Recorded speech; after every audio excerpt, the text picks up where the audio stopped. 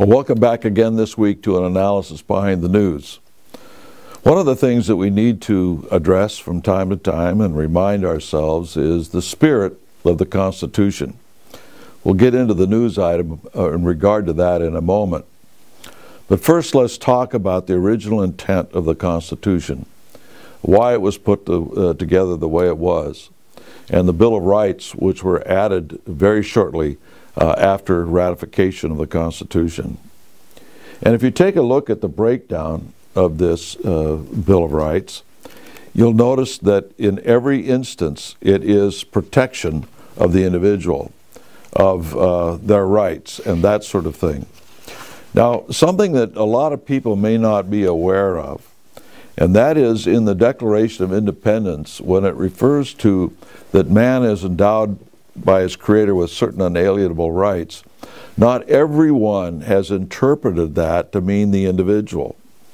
Were those and are those who believe that it is man as a collective rather than men as individuals. And so you've got to kind of be able to discern in some of these people's writings and their attitudes towards this. Are they talking about man as a group or man as an individual? Because those who believe in man as a group early on in our history started to change the spirit of the Constitution away from protection of individual rights to the rights of everybody all at once as a collective, which is basically a communist thought. At any rate, you take a look at Amendment 1. It says, Congress shall make no law, and goes on to talk about the liberty of speech, the press, and so forth. One thing, by the way, in that regard is this. Ever since we have invented new ways of communicating, the federal government has brought that underneath their rule and regulation. There were only two methods of communication when the Constitution was written and the Bill of Rights added, and that was orally and in print, speech and press. Subsequently, the telegraph, telephone, the radio, television, all the rest of it has come under their regulation because it isn't specifically mentioned in the Constitution, but it violates the spirit, does it not, of freedom of speech in the broad sense of the term. And now they're trying to do it with the internet.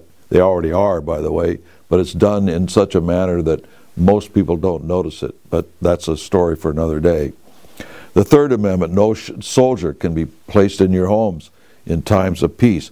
Number 4, the right of the people to be secure in their homes. Number 5, you can't be forced to testify against yourself. Number 6, no all criminal prosecutions or the accused shall enjoy the right to a speedy and public trial and a jury of his peers. In 7, in suits in common law, where they will have the right of a jury trial.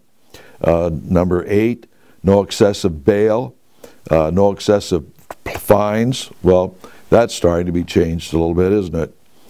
But then 9 and 10, which basically says that anything that we forgot, is retained with the individual or with the states. Now you'll notice I skipped number 2, because all the 9 rights demonstrate the fact that the spirit is to limit government and any onerous things the government might do over the individual, to keep the government in its place. Now, don't you think, therefore, that that would also be the spirit of the Second Amendment, to keep the government in its place? What had just happened a few years before the Bill of Rights was added to the Constitution? Did we not overthrow our own government, the English government? How did we do that? We did it with free men gathering together in their townships in a militia, and they practiced and drilled together, and this corps actually were the individuals that started the whole conflict.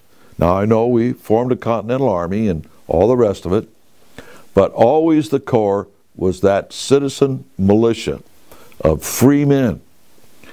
And yes, we want an organized militia. And Congress in the Constitution says they will control the militia. However, we don't have a militia today like we used to have. The National Guard, I'm sorry, is not the militia. When you are in the National Guard, you get your paycheck from the federal government. You're not beholden to the local people. Yes, the governor can call out the militia and all the rest of it.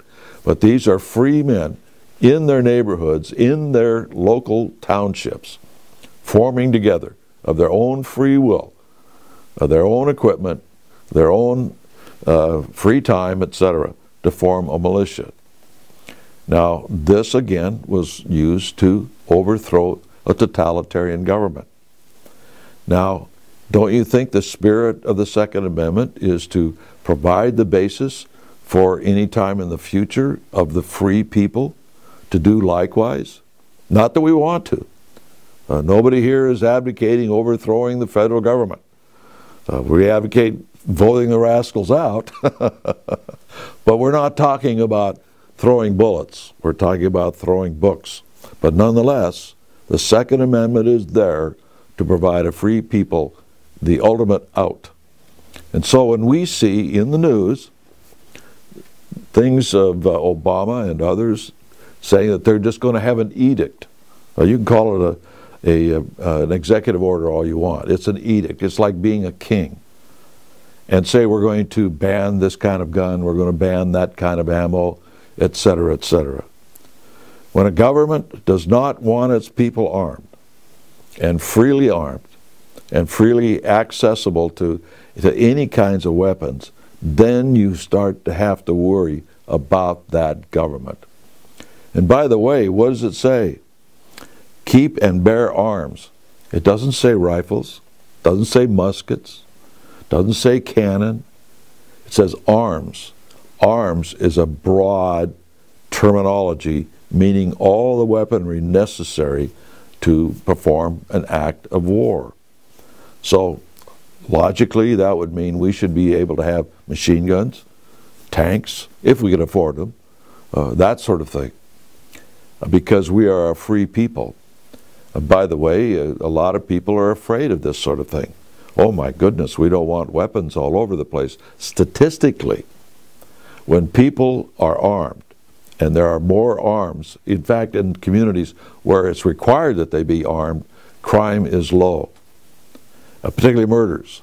But when you get into metropolitan areas where there is total control over small arms, then the murder rate goes up. New York, Washington, D.C., Chicago, etc., etc., etc. I just got back from Washington, D.C. Last week, and it's still an armed camp. People are not allowed to carry weapons. Everywhere you go, you're asked for your ID. Cops on every corner. Even going into office buildings, and not federal office buildings, I just mean normal office buildings. You've got to show ID and get a pass and so on and so forth. It's getting rather ridiculous. In fact, I asked the person I was visiting how as a libertarian such as himself can operate in the atmosphere of a bastion where everywhere he goes there's a limitation on his freedom and that sort of thing. It's going to rub off after a while on their thinking and everything else. And that's why the John Birch Society doesn't want to get anywhere near having an office in Washington, D.C., particularly inside the Beltway. Those things have a tendency to prey on your mind after a while. At any rate, the danger of the edicts that Obama and others want now is that it violates the spirit of the Constitution.